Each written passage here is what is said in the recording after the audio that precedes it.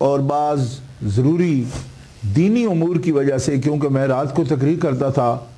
اور کہیں بھی جا کے، اور صبح کو مدرسہ میں اسباق پڑھانے ہوتے تھے، تو 2 بجے رات تک جلسہ ہوتا رہا، اور واپسی پر میرے شہر سے تقریباً لاہور شریف کے لیے 2.5 گھنٹے لگ جاتے ہیں، تو وہاں سے جلدی میں گاڑی میں بیٹھا اور اپنے گاؤں میں آیا، اور تھوڑی دیر قیام کے بعد میں آرام کے بعد مدرسہ میں چلا گیا اسباق پڑھانے کے لیے۔ جب میں درس سے واپس آیا تو میرے مرشد گرامی حیات تھے اور مجھے فرمانے لگے کہ میں نے سنا رات تم لاہور میں تقریر کے لیے گئے ہو۔ میں نے کہا جی گیا تھا۔ فرمایا پھر کیا داتا صاحب حاضری ہوئی تمہاری؟ میں نے عرض کی حضور چونکہ 2 بجے جلسہ ختم ہوا اور صبح مجھے اس اسباق پڑھانے کے لیے مدرسہ میں حاضر ہونا تھا، اس لیے میں نے فاتحہ شریف تو پڑھی ہے سڑک پر، داتا دربار کے سامنے سے جو سڑک گزرتی ہے، گنج بخش روڈ ہی اس کا نام ہے، اس پر، لیکن اندر حاضری سے میں محروم رہا ہوں۔ تو میرے استاد مکرم، میرے مرشد معظم اور میرے والد گرامی، آپ نے مجھے فرمایا بیٹا وہ شخص بڑا بدبخت ہے کہ جسے لاہور جانا نصیب ہو لیکن وہ داتا صاحب حاضری نہ دے سکے۔ اللہ غنی۔ یہ بات 1982 کی ہے، 1982 کے اندر یہ بات آپ نے فرمائی مجھے۔ اس کے بعد 3 سال تک میرے مرشد گرامی حیات رہے۔ ان 3 سالوں میں اور آج دنیا میں ان کے وصال کو تقریباً 26 سال گزر گئے ہیں۔ اس عرصہ میں کبھی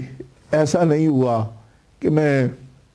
لاہور میں، آج کل اللہ نے مجھے اپنا گھر بھی عطا کیا ہے، کہ میں لاہور تو حاضری دوں مگر کبھی بدبختوں میں میرا نام آئے اور میں حاضری نہ دوں، ایسا نہیں ہوتا۔ میں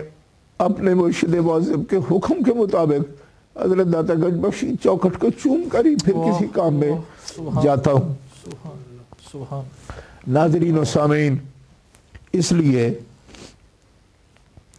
آج میں نے علامہ حافظ عقیل القادری صاحب سے خود یہ عرض کی تھی کہ اس موقع پر بہت برداشت کرنا ہمارے لیے مشکل ہو جائے گا کہ آپ کے عرص مقدس کو کسی صورت میں بھی ہم منعقد نہ کر سکیں اور آپ کے بارے میں کوئی بات نہ کہہ سکیں، تو ان کی یہ مہربانی ہے کہ انہوں نے اس تقریب سعید کا اہتمام کیا۔ میں دلی طور پر ان تینوں ساتھیوں کے لیے بہت دعا کرتا ہوں اور ان کی کامیابی کے لیے دعا گو ہوں۔ اللہ کی بارگاہ میں حضرت داتا گنج بخش کا ہی وسیلہ پیش کر کے ان کے لیے دعا کا خواستگار ہوں اللہ کی بارگاہ سے کہ اللہ ان کو بہت ترقیاں اور کامیابیاں عطا فرمائے، کہ انہوں نے ہمیں اس معرومی سے بچا لیا اور آج ہم داتا گنج بخش رحمۃ اللہ علیہ کا تذکرہ کریں گے۔ کیوں کہ اس لیے کہ کسی بزرگ نے فرمایا ہے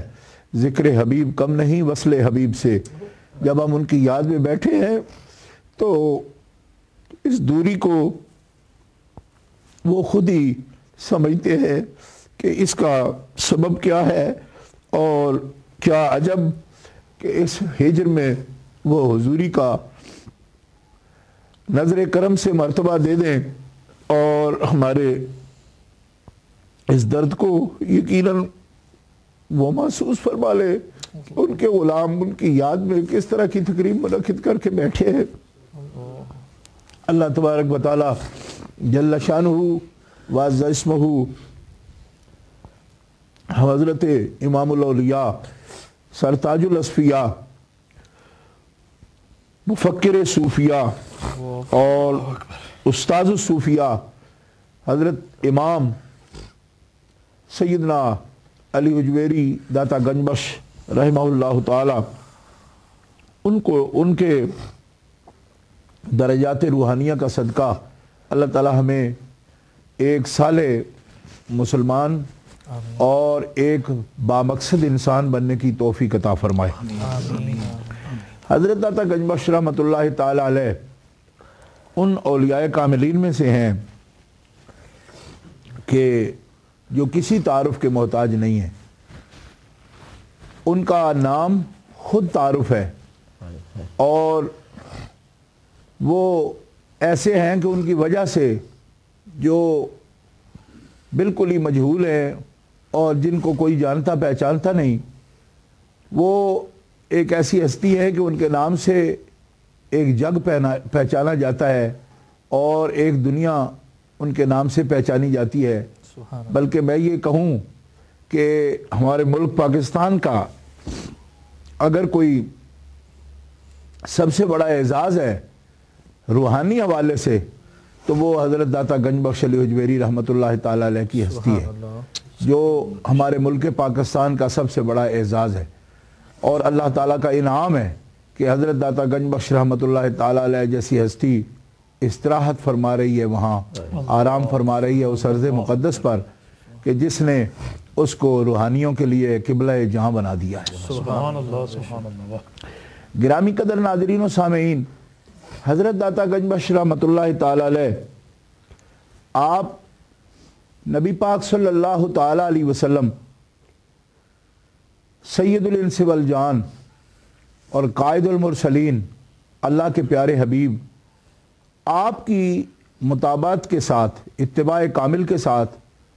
اور اللہ احکم الحاکمین جل وعلا اس کی اطاعت کے ساتھ اور نبی پاک کی بارگاہ میں محبت میں اعلیٰ مقام حاصل کرنے کے ساتھ آپ اللہ تبارک و تعالیٰ جل شانہ کی محبوبیت کے مقام پر فائز ہو گئے ہیں۔ اور یہ بات کوئی عام عقیدت مند کی بات نہیں ہے کہ وہ داتا گنج بخش رحمۃ اللہ علیہ سے محبت رکھتا ہے تو ایسی بات کہہ دے۔ قرآن مقدس میں اللہ تعالیٰ کا ارشاد ہے، قل ان کنتم تحبون اللہ فاتبعونی یحببکم اللہ، کہ اے حبیب یہ ارشاد فرما دیجئے کہ ان کنتم تحبون اللہ، کہ اگر تم اللہ تبارک و تعالی جل شانہ وعز اسمہ سے محبت کرتے ہو اور اس کے ساتھ محبت کے طلبگار ہو تو فاتبعونی،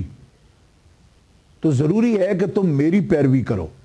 یعنی اللہ تعالیٰ رسول اللہ صلی اللہ علیہ وسلم کو یہ فرما رہا ہے کہ آپ میرے چاہنے والوں کو یہ بتا دیجئے کہ اگر تم اللہ کو چاہتے ہو تو اس کا طریقہ یہ ہے کہ تم جناب محمد رسول اللہ کی پیروی کرو، ان کی اتباع کرو، ان کے قدم با قدم پیچھے پیچھے چلے آؤ، سر منہ بھی فرق نہ رہے تم میں اور ان میں،